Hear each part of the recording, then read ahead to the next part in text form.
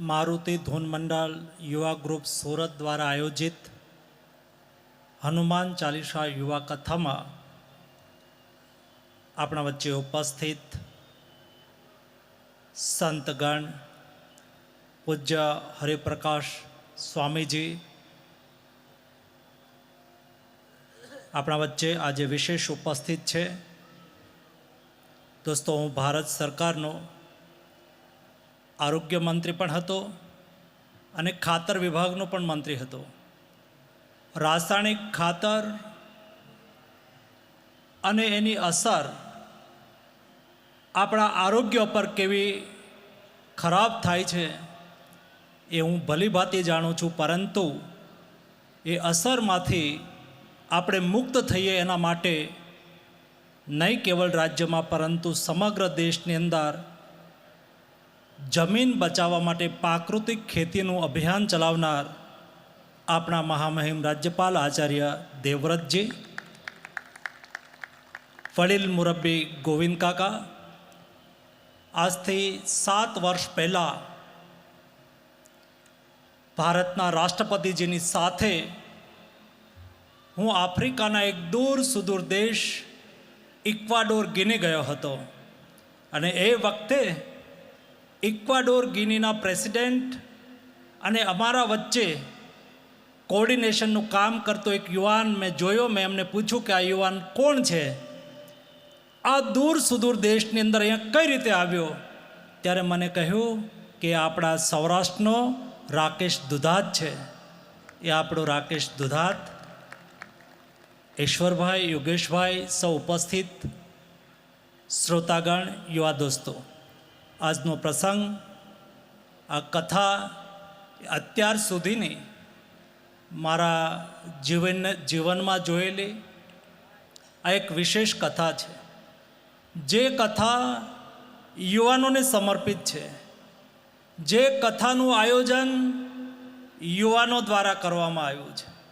मने जणाववामां आव्युं 3000 थी वधारे युवानो दीक्षित अने शिक्षित अने संस्कारी युवानो सेवाना यज्ञ साथे वर्षोथी कार्य करी रह्या छे।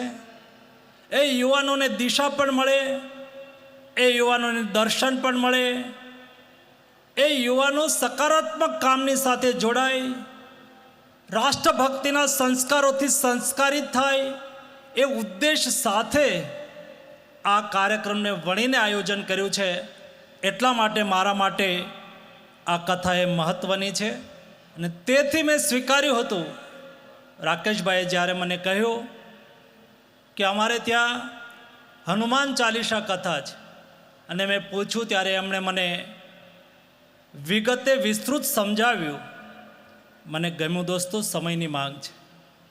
जारे जारे देश ने युवानोनी आवश्यकता ऊभी थई त्यारे अत्यारथी नहीं, रामायण कालथी जारे रामचंद्र भगवान माता सीताजीनी शोधमां मोटी संख्यानी अंदर वानर सेनानी साथे रामेश्वर में दक्षिण जम्बूद्वीप में जारे पड़ाव नाख्यो हतो अने त्यारे रामचंद्रजीना अध्यक्ष स्थाने सेनाना वरिष्ठ लोकोनी मीटिंग थई, जेमां जामुवंत हता, सुग्रीव हता, नल हता, नील हता, आ बधा ज योद्धाओ वच्चे आ सभानी अंदर जामवंतजी ऊभा थया अने एमणे कह्युं कि मारो अनुभव छे, मारी समझ छे, मारी दृष्टि छे, मारी उमर छे, मने देखाई रह्युं छे कि माता जानकी ए लंकामां होवा जोईए, परंतु त्यां जवा माटे मारी दृष्टि छे परंतु मारी शक्ति नहीं, कारण के मारी उमर थई छे। तो माताजीनी शोधमां रामचंद्र भगवाननी निशानी लईने माताजीना दर्शन करवा माटे कोण जशे? त्यारे हनुमानजी ने पसंद करवामां आव्या। जामवंते कह्युं कि हनुमान युवान छे, सामर्थ्यवान छे अने समझदार छे। आपणा सौना वती आपणा दूत तरीके हनुमान लंकानी अंदर जशे। अने दोस्तों, ये युवान हनुमान लंका में गया રામચંદ્ર ભગવાનજીનું ચિહ્ન વીંટી માતાજીના કોળાની અંદર અર્પણ કરી સંદેશો લઈને પરત આવ્યા. આ સામર્થ આ દેશની યુવા શક્તિમાં છે. દેશને બદલવો છે, દેશને આગળ લઈ જવો છે, દેશને વિકસિત ભારત બનાવવું છે, તો પહેલ કોણ કરશે? દેશનો યુવાન અને સંસ્કારી યુવાન. પરંતુ સંસ્કારની દીક્ષા કોણ આપશે? આ બહુ જ સુભગ સમન્વય છે. સંતોની ઉપસ્થિતિની અંદર, સંતો દ્વારા, કથામૃત દ્વારા સમાજ અને યુવાને શિક્ષિત કરવામાં આવે, દીક્ષિત કરવામાં આવે. શિક્ષિત અને દીક્ષિત યુવાન સમાજ કાર્યોના માધ્યમથી, સેવા કાર્યોના માધ્યમથી, રાષ્ટ્રભક્તિના માધ્યમથી આ દેશને દેદીપ્યમાન બનાવી શકે. એ દેદીપ્યમાન દેશને બનાવવાનું કાર્ય યુવા સારી રીતે કરી શકે, એના માટે આ કથાનું આયોજન કરવામાં આવ્યું છે. એટલા માટે કથાકારોને હું અભિનંદન, સંચાલકોને અભિનંદન પાઠવું છું. મને વિશેષ એ વાતનો આનંદ છે કે જ્યાં સુધી મારી નજર પહોંચે છે ત્યાં સુધી યુવાનો દેખાઈ રહ્યા છે. એ બદલાતા ભારતનું પ્રતિબિંબ છે. એ વિકસિત ભારતની નિશાની છે. જે દેશનો યુવાન ધર્મ સાથે જોડાય, જે દેશનો યુવાન સંસ્કાર સાથે જોડાય, જે દેશનો યુવાન રાષ્ટ્ર સાથે જોડાય. દોસ્તો, મને યાદ આવે છે આ દેશની આઝાદીની લડત 1857ની અંદર મંગલ પાંડે નામના એક યુવાનની શહીદીથી ચાલુ થઈ હતી. 1947 યાની કે 90 વર્ષ પછી દેશ આઝાદ થયો. આ 90 વર્ષ દેશ યુવાનોનું બલિદાન માગી રહ્યો હતો. ત્યારે આ દેશના યુવાનો પાછા નહીં પડ્યા.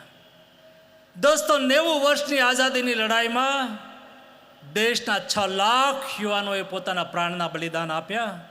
ત્યારે આ દેશ આઝાદ થયો છે. પરંતુ આઝાદ દેશ અત્યારે બલિદાન નથી માગતો, પરંતુ નરેન્દ્ર મોદી કહે છે કે દેશ માટે જીવવાનો સમય છે. દેશનો હર યુવાન સંકલ્પ કરે, હું દેશ માટે જીવીશ. અને એ પણ અમૃતકાળનો સમય છે. દેશની આઝાદીનું અમૃત મહોત્સવ વર્ષ ઉજવતી વખતે મોદીજીએ લાલ કિલ્લા ઉપરથી કહ્યું હતું, આ 25 વર્ષ યાની કે 2047, 2022 થી 2047, આ 25 વર્ષ દેશની આઝાદીનો અમૃતકાળ છે. આ 25 વર્ષ સુધી દેશનો હર નાગરિક સંકલ્પ લે, દેશનો હર યુવાન સંકલ્પ લે, હું દેશ માટે મારા કર્તવ્યનું નિર્વહન કરીશ. હું જ્યાં છું ત્યાં મારાથી જે થઈ શકે તે હું દેશ માટે અર્પણ અને તર્પણ કરીશ, તાકી હું દેશને પરમ વૈભવના સ્થાન પર બિરાજમાન કરી શકું અને દોસ્તો યુવાનો કરી શકે. આ કથા એ સંકલ્પ લેવાનો સમય છે. આ કથા એ સંકલ્પ લઈને સિદ્ધિ માટે થઈને પ્રયાસ કરવાનો પ્રસંગ છે. આ પ્રસંગની અંદર સંતોના આશીર્વાદ મળી રહ્યા છે. મને ખુશી છે આચાર્ય દેવવ્રતજી જેવા ઋષિતુલ્ય મહાપુરુષ આપણને દિશા દર્શન કરી રહ્યા છે.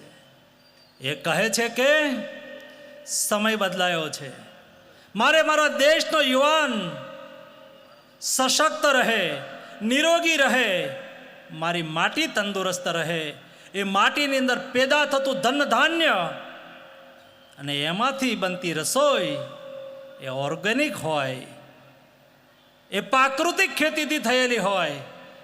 દોસ્તો, એમાંથી નવું ભારત નિર્માણ થતું હોય છે. એ વિઝન બહુ મોટું છે. દોસ્તો, આવા સંકલ્પ સાથે નીકળેલા આવા મહાનુભાવોમાંથી પ્રેરણા લઈને આપણે સૌ નવા ભારતના નિર્માણ માટે કામે લાગીએ. આપ સૌને અનેકાનેક શુભેચ્છાઓ. ધન્યવાદ.